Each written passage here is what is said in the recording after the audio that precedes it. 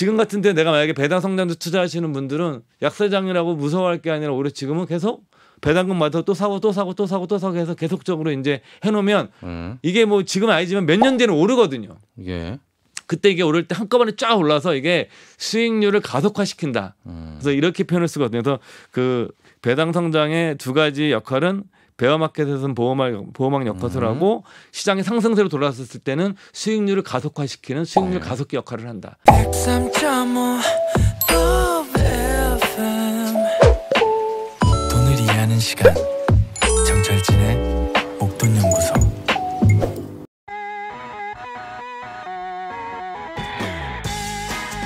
투자를 할 때도요. 이런저런 다양한 지식이 많은 도움이 됩니다. 알아두면 언젠가는 쓸데 있는 투자 잡학사전 알쓸투잡. 미래에셋 투자와연금센터 이상권 전무와 함께합니다.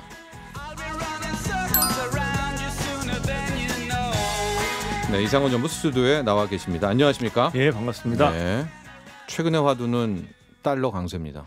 그렇죠. 너무한 거 아닌가요? 예, 환율이 이 정도가 되면 원래는 수출 대형주들이 가격 경쟁력이 생겨가지고 좀 꿈틀꿈틀대면서 어떻게 보면 모멘텀이 만들어져야 되는데 지금은 뭐 미국 통합 빼놓고는 다 약세니까. 그 주범이 일본이잖아요. 그쵸. 일본 엔화 약세가 더 심하니까. 예, 일본도 사실은 예전 같으면 지금 달러랑 엔화 같이 올라야 돼요. 근데 이제 엔화도 일본 같은 경우에도 지금 자기들이 올해 좀 달러 약세를 용인하고 있으니까 이런 면에선 사실 환율만 놓고 보게 되면 참 이 시장 참여자들 입장에서는 좀 굉장히 드문 현상이고 좀 대응하기가 좀 어렵죠 이럴 때는. 우리 투자와 연금센터에도 이런 문의가 많이 들어올 것 같습니다. 예. 달러 살까요? 이런 문의가 온다면은 지금 뭐라고 대답해 주시겠어요?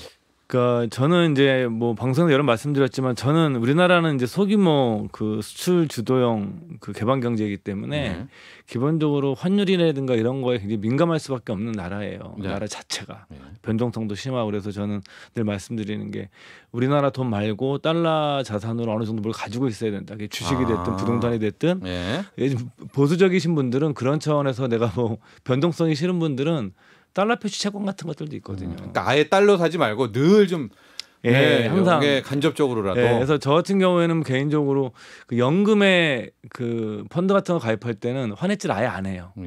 그래서 제가 뭐 개인연금 저축 같은 것들은 뭐 그다음에 퇴직연금 같은 것도 환해지 안 하는 해외 펀드를 선택을 하거든요. 일부러 처음부터. 물론 이게 이제 환율이 또 바뀌면 또 손해를 봐요. 달러 약세되면. 그렇지만 기본적으로 길게 놓고 보게 되면 우리나라 경제가 안 좋을 땐 항상 달러가 올랐기 때문에 항상 이거는 교과서처럼 올랐기 때문에 저는 항상 일부 자산을 달러 베이스로 갖고 있는 것이 타당하고 한국에서는 그리고 두 번째로는 그런 변동성이 싫으신 분들은 주식 같은 것들도 싫으신 분들은 주식 중에서는 좀 배당주 같은 것들 그다음에 뭐 달러 표시로 된 채권 같은 것들 이런 것들이 좀 그나마 좀 대안이 되지 않을까 생각합니다. 그렇습니다. 그래서 오늘의 주제도 지금 다시 달러를 뭐 들어가기에도 그쵸. 또 나오기도 어렵고요. 그럼 그 다음에 좀 이런 상황에서 뭔가 좀 안정성이 있으면서 대안이 될 수 있을까 해서 삼은 오늘의 주제가 바로 배당주 투자죠. 저는 환율에 대해서 먼저 말씀드리면 제가 지금 경제학자 이름은 제 기억이 안 나는데 유명한 미국의 경제학자예요. 이 사람이 이제 그 이런 재미난 비유를 들어요. 환율에 대해서. 하나는 뭐냐면 현생의 IQ가 높은 IQ에 따라서 내생의 직업이 결정되는 거예요. 그러니까 오늘 내가 지금 현재서 내가 다음에 죽었을 때도 현재 IQ로 그러니까 어떤 사람이 딱 찾아와가지고 당신 IQ가 얼마입니까? 그러니까 당신이 한 180입니다. 그러니까 당신은 물리학이나 이런 수학 같은 걸 하시오. 그래서 두 번째 사람이 오니까 IQ가 얼마입니까? 그랬더니 150이니까 당신은 다음 세상의 경제학자를 하시오. 그러니까 다음 세 번째 사람이 왔는데 당신 IQ가 얼마입니까? 그랬더니 80입니다. 그러니까 당신은 환율 예측 전문가가 되시오. 그만큼 이제 경제학자가 보기에도 환율 예측이 가장 어렵다는 겁니다. 거의 어렵고 맞추기도 어렵고. 그러니까 천재도 틀린다. 그러니까 머리 나쁜 사람이 하나, 똑같은 사람이 하나, 거의 차이가 없다고 이 사람이 이제 약간 그 유머스럽게 한 유명한 얘기죠. 그러나 배당주 투자는 노력하는 만큼 결과를 준다. 그렇죠. 저는 그렇게 생각을 하는데 그래서 또 주식이라는 게 요즘 인플레이션 얘기가 나오지만 장기적으로 주식도 실물이거든요. 그 기업은 물건을 팔기 때문에 그 실물이 연동이 되어 있는 거거든요. 그래서 특히 그 기업들 중에 장기간에 걸쳐서 그 배당을 늘려오고 네. 그다음에 그 인플레이션 압력을 소비자들에게 소비자 가격으로 네. 전가시킬 수 있는 능력이 되는 기업들 이런 장기적 배당을 주면서 이런 네. 것들은 길게 놓고 보게 되면 인플레이션에 대해서는 굉장히 훌륭한 해지 수단이 되었기 때문에 네. 여러분들 지금 당장 투자하시라는 것이 아니라 한번 그 배당 중에서도 배당이 성장하는 투자라는 것들에 대해서 한번 생각해 보셨으면 하는 측면에서 그런 내용을 준비하고 왔습니다. 근데 이제 배당이라는 게 기본적으로요. 예. 그 이익이 났을 때, 그렇죠. 순이익이 났을 때 그 다음 배당인 건데 예. 지금은 아니지만 최근 한 2년 반 동안 인기를 끌었던 성장주들 그쵸. 같은 경우에는 예. 이들은 실제 실적이나 이런 건 초라하잖아요. 미래 그쵸. 성장성을 예. 하니까 이런 주식은 그럼 아예 담으면 안 되게 되는 또 그런 역설이 나오지 않습니까? 그 배당주 최근 같은 투자라면? 경우 이제 금리가 오르면 사실 기술주들은 그 소위 말하는 성장에 대한 프리미엄을 그 다음부터 디스카운트 해버리거든요. 그렇죠. 근데 그러니까, 배당도 못 주죠. 실적도 예. 없으니까. 그러니까 우리가 코로나 19 팬데믹 사태 이후에 계속 이제 그 소위 말하는 언컨택 이런 그렇죠. 이런 언택트, 언택트 이런 기업들 주식이 많이 올랐는데 사실은 지금 시장이 작년 8월부터 시작해서 거의 1년 동안 내렸어요. 그러니까 네. 보통 이렇게 우리가 그 데드캣 바운스라고 그래가 죽은 고양이가 마지막에 몸을 딱 떨듯이 이렇게 약세장에서 주가가 딱 오르는 현상도 나타나는데 네. 지금은 그냥 빠졌어요. 1년, 네. 1년 동안. 이건 굉장히 드문 경우라고 좀 전문가들도 얘기를 하는데 근데 이렇게 지금 시장의 질이 좀 바뀐 건 분명한 것 같아요. 성장주에서 다시 가치주 이런 것들이 좀 터닝이 되면서 최근에 그 배당주에 대해서도 미국 같은 데 돈이 많이 들어온대요. 의외로 배당주 펀드 같은 돈이 들어오는 게 이제 가치주가 다시. 그렇죠. 왜냐하면 사실은 배당주들 중에는 약간 가치주 성격의 주식들이 좀 많이 있거든요. 네. 반드시 가치주로 볼 수는 없지만 그런 식으로 이제 그 가치주 성의 주식들이 많기 때문에 지금 약간 시장의 질이 약간 달라진 것은 분명한 것 같고요. 네. 또 두 번째로는 이 배당 투자는 사실은 장기 투자자들 입장에서는 굉장히 중요한 그 투자의 고려 사항입니다. 그래서 뭐 미국의 그 증권 분석학자 굉장히 유명한 사람이죠. 그 장기 투자 바이블이라는 책을 썼던 그 뭐 미국의 최고의 증권 분석학자 중에 한 명인 뭐 제레미 시겔 그 대학 교수 같은 경우에는 예. 이런 얘기를 하거든요. 주식 투자의 수용은 배당의 운명을 결정한다. 그러니까 길게 놓고 보게 되면 그러니까 배당 수익률이 좋은 종목들이 시장을 항상 이길 수 있다. 네. 그래서 그 사람의 이런 한 얘기들도 오늘 좀 여러분들에게 소개시켜드리려고 합니다. 네.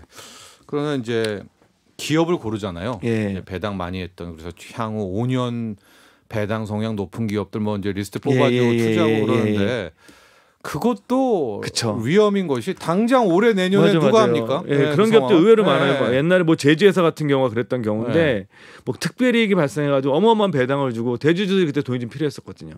그리고 나서 그 다음부터 확 줄여버리니까 사실 네. 주가도 그럼 주가도 무너지죠. 완전 폭락해버리고 네. 배당도 못 배당 받고 없고. 그렇기 네. 때문에 제가 여러분들에게 소개시켜드리고 싶은 개념은 배당 성장이에요. 그러니까 뭐냐면 매년 배당금을 증액시키는 회사들. 또 쪼개요. 거기서. 네. 그러니까 네. 배당 수익률만 보시고 이 회사가 매년 배당금을 장기간에 걸쳐서 증액시키고 있느냐. 그래서 그 대표적인 게 이제 배당 귀족주예요. 미국 애들이 쓰는 표현인데 25년 이상 배당금을 증액한 회사들. 25년간이면 지금 보시면 여러분들 약세장도 있고 강세장도 있고 다 이 시장이 얼마나 변동성이 심한 데서도 한 해도 거르지 않고 배당금을 매년 올려준 거예요. 네. 네. 그다음에 이제 배당 킹, 네. 배당 왕족 왕. 주식 왕들. 이거는 50년 이상 배당금을 늘려준 회사들이에요. 어떤 회사들이 있습니까? 뭐 대표적으로 3M, 우리 포스트잇으로 유명한. 네. 그다음에 존슨앤존스, 네. 코카콜라. 네. 워렌 버핏이 계속 들고 있는. 그러니까 버핏이 코카콜라 산 다음에 받은 배당금으로만 해도 거의 원금을 회복했을 거예요. 네. 왜냐하면 50년 넘게 계속 배당금을 증액했기 때문에 네. 이걸 내가 쓰지 않고 그래서 차곡차곡 쌓아놓거나 더 나아가서 코카콜라 주식을 더 추가로 매입했으면 복류가까지 해가지고 그러면 수익률이 어마어마하게 하겠죠. 네. 그래서 이 배당금을 장기간에 걸쳐서 증액할 수 있는 회사가 그런 회사들이 우리 의미하는 게 뭐냐면 저는 세 가지 정도라고 생각을 해요. 첫 번째로는 약세장이든 강세장이든 탄탄한 현금을 보유하고 있는 회사들. 네. 그렇죠. 당연하겠죠. 현금이 없으면 배당을 줄 수 없으니까. 네. 두 번째 이익이 내는 능력이 검증된 회사들. 네. 그렇죠. 이것도 당연한 거죠. 경제 어려운 건 이해를 하니까. 네. 세 번째로는 또 중요한 것은 주주들을 중시하겠다.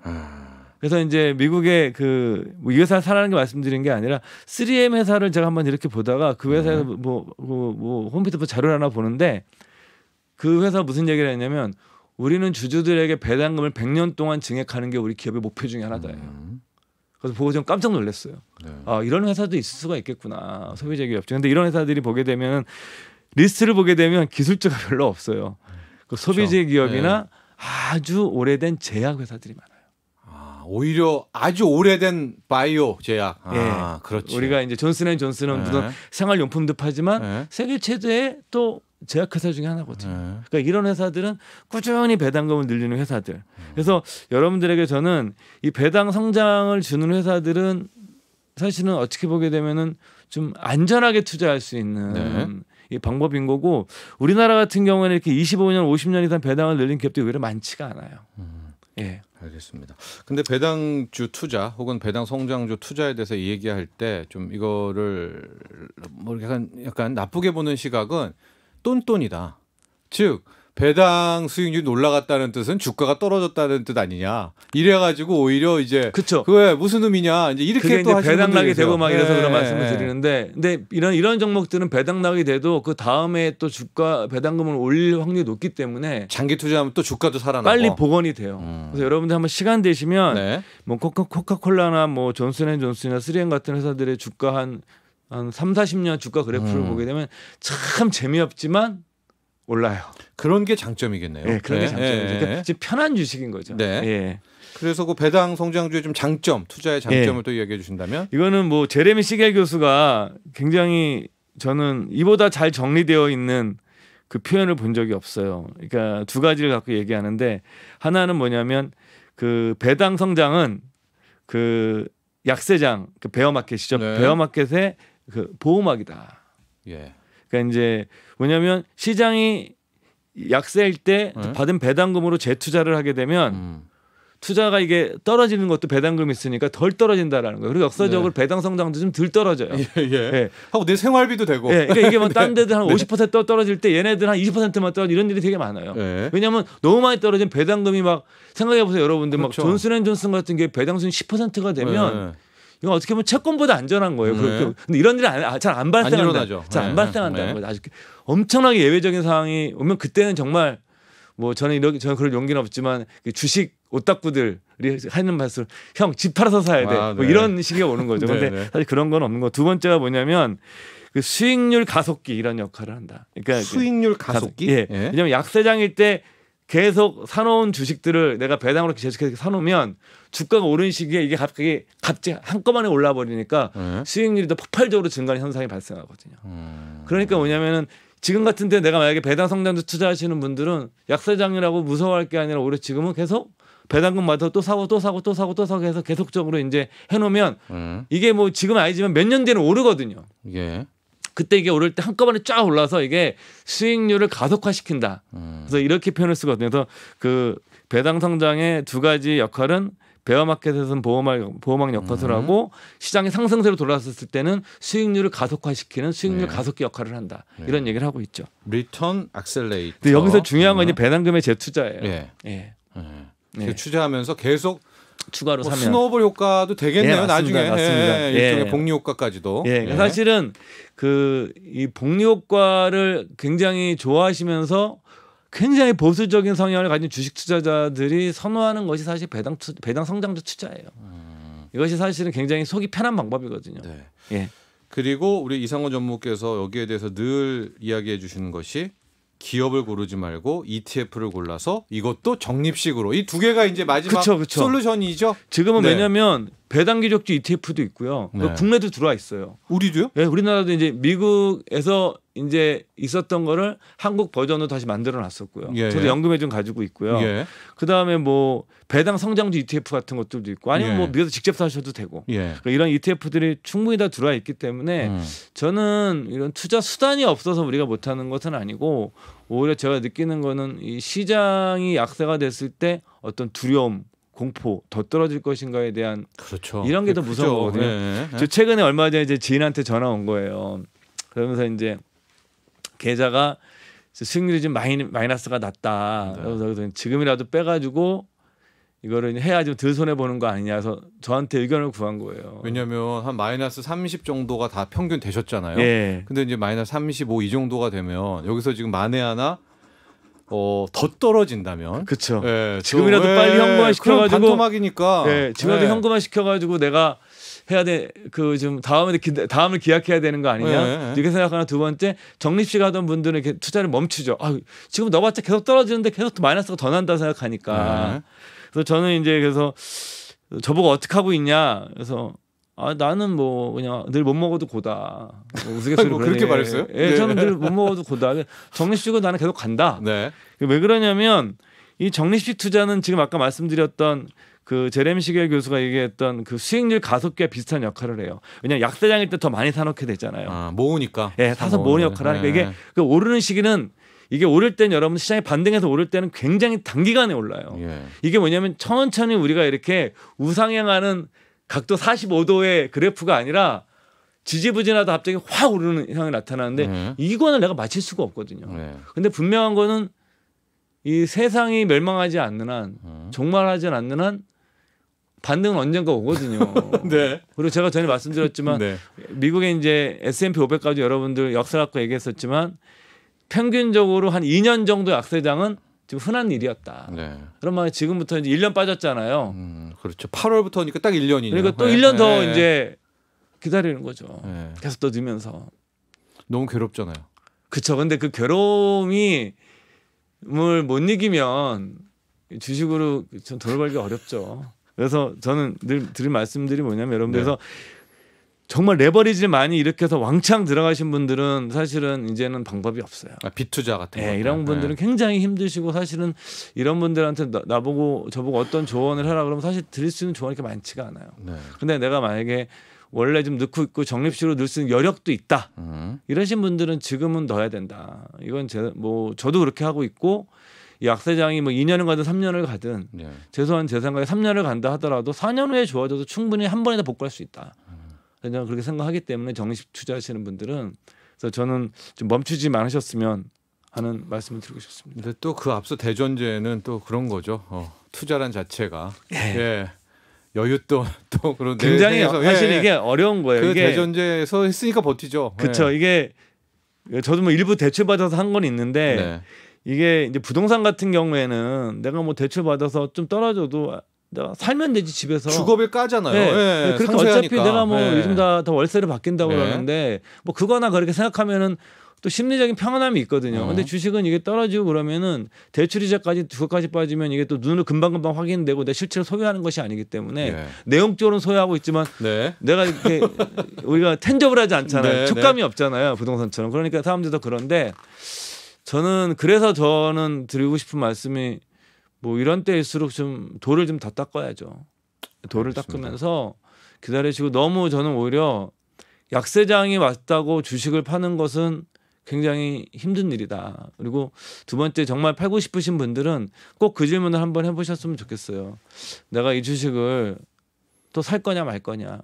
정말 다시는 안 살 거다 생각하시면 파셔도 좋아요. 그렇지만 그래도 내가 이 주식에 대해서 좀 더 괜찮다 기업이 생각하시면 지금 버티셔야죠. 알겠습니다. 오늘 배당주 투자에 대한 이야기 나눠봤습니다. 여기까지 하죠. 감사합니다. 고맙습니다. 미래에셋 투자와 연금센터 이상권 전무와 함께했습니다.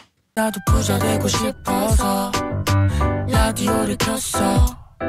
정확하고 철저한 정철진의 목돈 연구소.